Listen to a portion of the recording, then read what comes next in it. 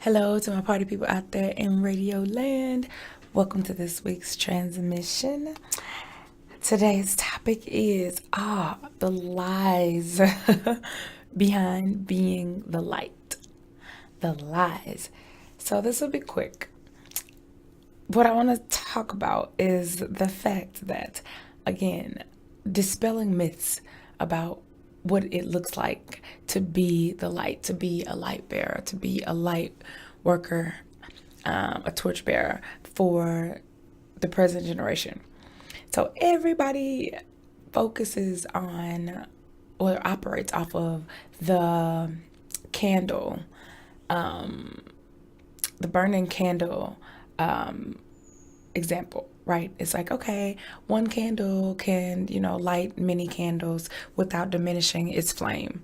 Things like that, right? One candle can bring light to, a dark room. It doesn't have to be multiple candles, things like that. It can illuminate the path for people, miles away. The human eye can see, a candle X amount of miles away, things like that, right? All of this, which is just a good way to say that being the light, being courageous enough to be the light, is something that is always beneficial. And my take on that is that mostly we've been lied to in terms of what it entails in order to be a light worker or to be a torch bearer or to be the light, right? We tell everybody, be the light, go and shine bright, shine bright like a diamond. But we don't warn people of the opposite end of that, right? The lies behind it, right? First of all, we are not told that it is not an easy process. It is inherently dangerous when you think about it. Going back to the example with the candle, right?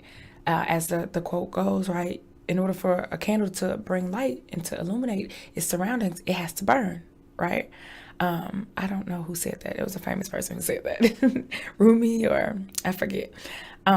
So that in and of itself is very telling of the role of the light bearer, right? That is very telling. You have to burn. So what does that look like in terms of human light bearing, right?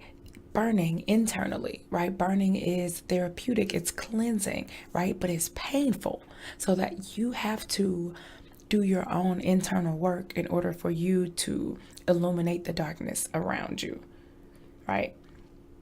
It is never easy. It is never easy. Burning or rebuilding yourself, doing what it takes in order to even sustain the flame, right? Sustain your own flame, let alone lighting others, takes work. It takes dedication. It takes persistence, perseverance, right? It takes courage. If you are lacking in any of those things, or if you are unsure, if you are doubting yourself, if you lack faith, then that inhibits your ability to sustain your own light, right? So nobody talks about these things. Nobody talks about the fact that even in being able to maintain your own flame, you require your own source of oxygen, right? So the flames that are not lit don't require anything. They're just waiting to be lit. But in order for you to sustain your own light, right, fire requires oxygen, right? Which means you must be fed, your soul must be fed before you can feed that of others. So we're told that it's easy. We're told that it's gratifying work. That's a lie.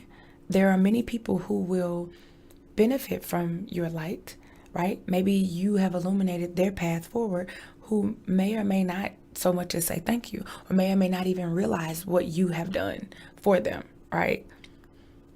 That it's not always gratifying, and it's definitely not instantly gratifying by any means. Sometimes it takes years in order to be able to see the effect of the light that you shine or for somebody, in the past. Right? It's like planting seeds. It's the same thing.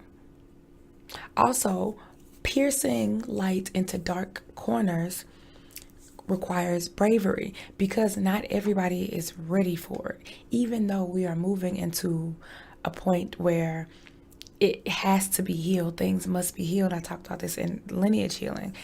Not everybody is ready, which means that people will not always be so welcoming to that. And some people will actually be combative, right, against it. They will do everything in their power to not receive the information that comes as a result of your shining your light, right? Maybe they'll close their eyes even tighter. Being the light also requires having to put up with heat. You're burning, right? Look at a candle, touch it, it'll burn you, right?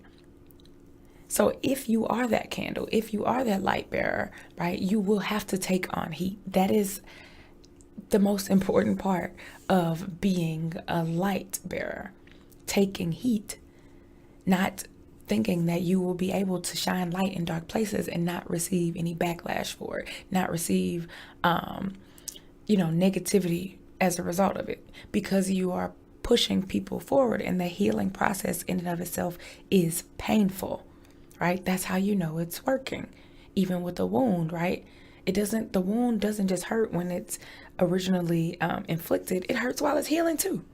So even if you go to a doctor, whatever, and they look at your wound and they say, oh, it's healing. You say, but it still hurts. It hurts even worse, right? Maybe they'll tell you, oh, it's still healing, because the act of healing is painful. Growth is painful, right? Little kids getting their teeth and teething, that's a painful process. It's inherently painful, as is being the light. So I want to wrap this up basically by saying, always look at both sides. There is no light without darkness, and vice versa. When you are going forward into the world to shine your light and to make the world better and to bring awareness to other people, you must know that it is not intended to be easy. No part of it is. The easy moments that come will just be a blessing, really. But for the most part, it is very difficult, very painful work. It's not easy. It's not all smiles, as people try to portray it on YouTube and on TV. And, oh, just be the light, shine your light, and everything is fine. They don't tell you about the people who are not ready for it, right? Or the heat that will come as a result, or the mental, emotional, psychological fatigue that comes as a result of simply being a light source, period. Self-care is key. And awareness. Thank you for listening. Have a great week. Love, live, light, laughter. Bye.